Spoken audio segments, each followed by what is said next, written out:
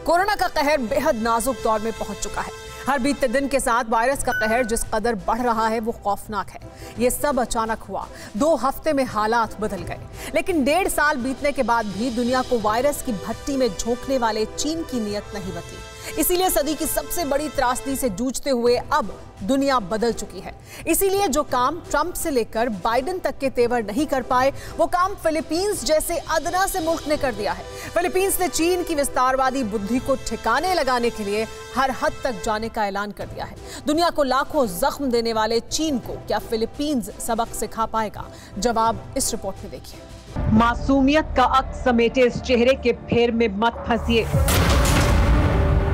इस भोली सी शक्ल के पीछे साजिशों का पुलिंदा है। दुनिया में कोरोना का जो हाहाकार है, ये शख्स उसका जिम्मेदार है।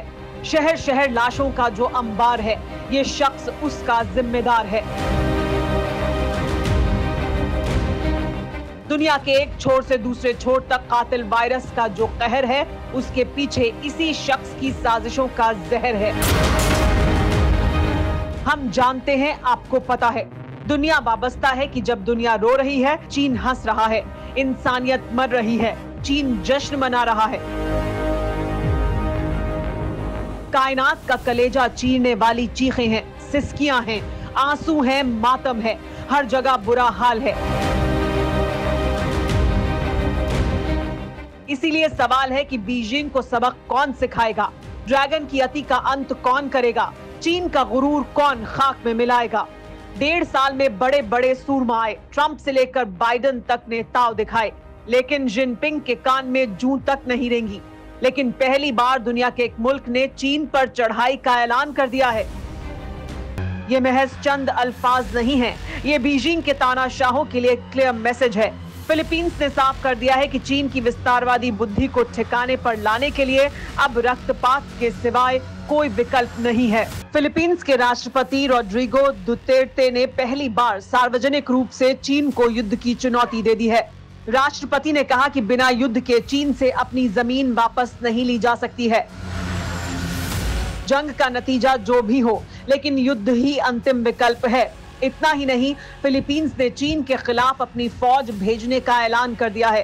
साउथ चाइना सी में फिलीपींस युद्धपोत भी रवाना करने वाला है। कोरोना के कोहराम के बाद से ही फिलीपींस दुनिया का पहला मुल्क है जहां राष्ट्रपति ने सीधे सीधे चीन के खिलाफ खुली जंग का ऐलान किया है।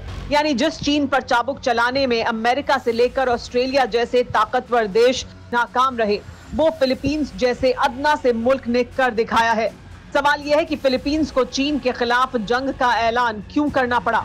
कभी हमारी सरहद, कभी जापान तो कभी ताइवान। चीन पिछले 1.5 साल से कोरोना फैलाने के बाद पड़ोसियों की जमीन पर गिद्ध दृष्टि टिकाए हुए है। फिलीपींस के साथ भी चाइना ने ऐसा ही किया है। साउथ चाइना सी के ज्यादातर द्वीपों पर चीन कब्जा जमा चुका है। इतना ही नहीं, समंदर में कई आर्टिफिशियल द्वीप भी तैयार किए हैं, जहां चीन के लड़ाकू विमानों से लेकर जंगी जहाजों के बेड़े तैनात हैं। साउथ चाइना सी में स्पाटली द्वीप समूह पर चीन का कब्जा है, जिनमें ज्यादातर द्वीपों पर चीन ने मिलिट्री बेस बनाए हैं। स्पाटली आइलैंड के लुम्बिया, मैक्टन, बेनिटो, एंटोनियो बाउटिस्टा, बासा और फोर्ट मैग्सेसे जैसे वो द्वीप हैं जिन पर चंद बरस पहले तक फिलीपींस का कब्जा था, लेकिन अब यहाँ चीन के जंगी बेड़े तैनात हैं। इसीलिए फिलीपींस ने जंग के जरिए इन द्वीपों को वापस लेने का फैसला कर लिया है। इससे पहले भी फिलीपींस कई बार इन द्वीपों को चीन के कब्जे से वापस लेने की कोशिश कर चुका है, लेकिन हर बार चीनियों ने उन्हें खदेड़ दिया। फिलीपींस के चीन के खिलाफ ऐलान जंग की एक और बड़ी वजह है, हमारे देश की तरह फिलीपींस में भी कोरोना इस वक्त बहुत बुरी तरह फैला हुआ है और फिलीपीनी इसके लिए अपने राष्ट्रपति को जिम्मेदार मानते हैं। मनीला, फिलीपींस की राजधानी, अब साउथ ईस्ट एशिया की कोरोना कैपिटल बन चुकी है। हमारे देश की तरह पूरी व्यवस्था चरमरा चुकी है। अस्पताल मरीजों से फटे पड़े हैं, दवाइयों की किल्लत है। लाखों लोग भुखमरी के कगार पर पहुंच चुके हैं। करीब 11 करोड़ की आबादी वाले फिलीपींस में रोजाना 10,000 से ज्यादा केस आ रहे हैं। अब तक 16,000 से ज्यादा लोगों की मौत हो चुकी है। सिर्फ 1% आबादी का ही वैक्सीनेशन हो पाया है। ये हालात फिलीपींस के राष्ट्रपति की वजह से हुए हैं। चीन में कोरोना फैलने के बाद जब पूरी दुनिया चीन से दूरी बना रही थी, तब फिलीपींस के राष्ट्रपति चीन की तरफदारी कैसे करते रहे, खुद सुनिए।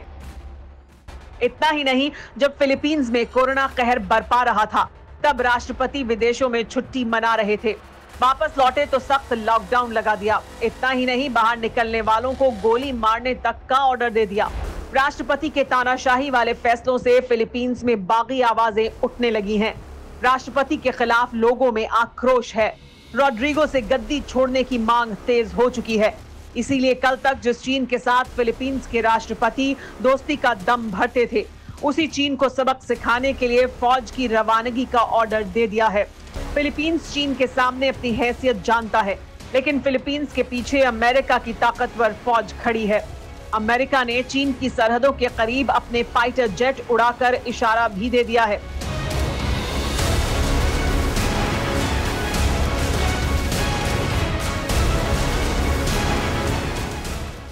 फिलीपींस चाहे समंदर में चीन की कब्र खोदे या अमेरिका बीजिंग पर बारूद बरसाए, लेकिन 30 लाख से ज्यादा जानों के कातिल चीन को सबक मिलना बहुत जरूरी है।